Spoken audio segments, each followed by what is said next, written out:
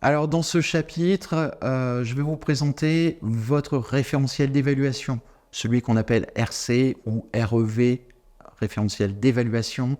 Si ce n'est pas déjà fait, vous faites pause, vous retournez au chapitre du référentiel, c'est exactement le même lien. Vous allez télécharger ce référentiel, une fois que c'est fait, on repart ensemble. Ça y est, vous l'avez? Super. Alors, comment se déroule votre épreuve? L'intitulé de ce cours s'appelle « Examen écrit oral ». Sachez que la particularité de votre titre est qu'il n'y aura pas d'écrit. Vous allez être évalué exclusivement à l'oral sur une durée totale d'une épreuve orale d'1h35. Quand je dis vous n'êtes pas évalué à l'écrit, c'est-à-dire que vous n'allez pas plancher sur un sujet, ce que l'on appelle une mise en situation professionnelle à l'écrit. Ce n'est pas dans la modalité d'évaluation. En revanche, on va voir que avant l'examen, vous allez devoir produire des documents. Donc, je vais vous expliquer tout ça. Ce référentiel d'évaluation va vous permettre de comprendre les modalités d'évaluation. Pour le coup, c'est à l'oral, mais on va voir que l'oral va se faire en plusieurs parties.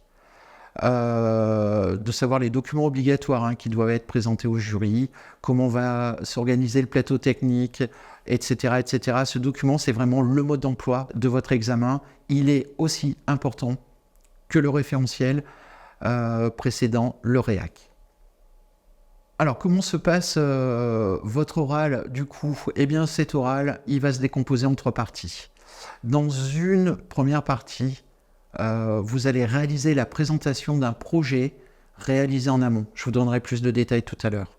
Ça dure 45 minutes. En amont de la session d'examen, donc avant l'examen, vous allez réaliser un ou plusieurs projets qui peuvent être privilégiés des projets en alternance ou pendant la période de stage.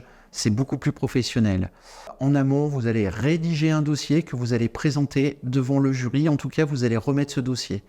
Ce dossier, il sera synthétisé sous forme d'un diaporama et c'est celui-ci que vous allez présenter à votre jury comme support de présentation. On va revenir sur ce point-là juste après.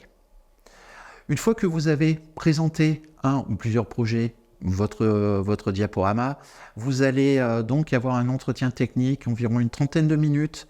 Cet entretien va se dérouler obligatoirement après la présentation du projet. Il a pour objectif d'aider le jury à mieux vous cerner sur votre connaissance des compétences qui n'ont pas été abordées sur la présentation du projet ou insuffisant. Si le jury le juge insuffisant. Il peut dans ce cas se transformer en oral de contrôle des connaissances. Donc il est impératif, bien évidemment, de bien maîtriser son sujet, sa présentation, son diaporama, ce qui permettra ensuite uniquement au jury de venir affiner un petit peu, d'aller un petit peu plus loin dans votre connaissance technique de votre métier.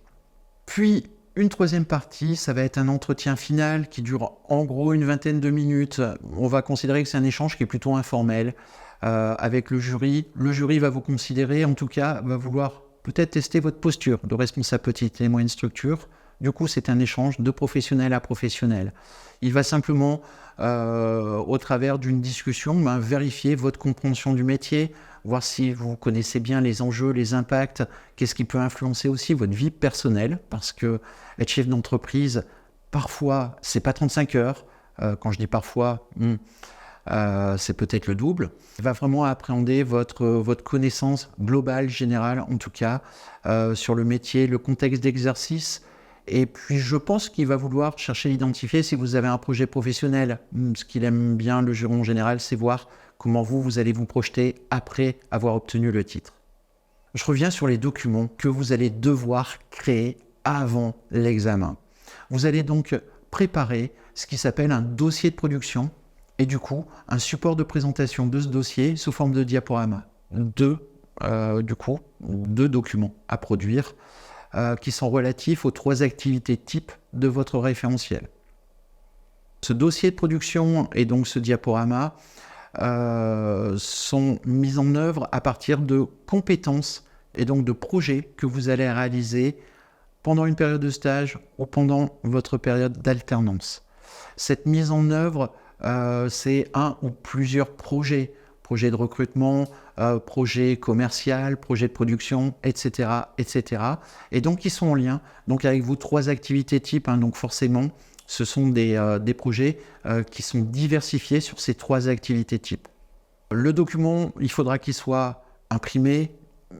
N'hésitez pas à l'avoir de manière dématérialisée aussi, sous forme de clé USB, ainsi que votre diaporama sous clé USB. Ce sera plus facile pour le glisser dans un PC et pouvoir faire la présentation à votre jury. Alors, en plus du dossier de production de votre diaporama, vous allez avoir aussi votre dossier professionnel à remplir. Alors, je ne vais pas rentrer dans le détail du dossier professionnel. Vous avez un cours qui est complètement dédié à vous présenter le dossier professionnel, quels sont les enjeux, à quoi il sert et comment le remplir. Donc, je vous laisserai consulter ce cours à un autre moment. Je vous ai mis une petite note, elle n'est pas anodine. Savoir se préparer à un examen, c'est connaître son référentiel et du coup, c'est mieux comprendre comment je dois percevoir et organiser mon travail pendant ma formation. Si je connais mon objectif, je sais ce que j'ai à atteindre et pour y atteindre, il va falloir que je passe par un certain nombre de cours. Donc, n'hésitez pas à organiser votre travail pour atteindre votre objectif. Je vous invite maintenant à passer au chapitre suivant dans lequel je vais vous exposer des questions types qui peuvent être posées par un jury.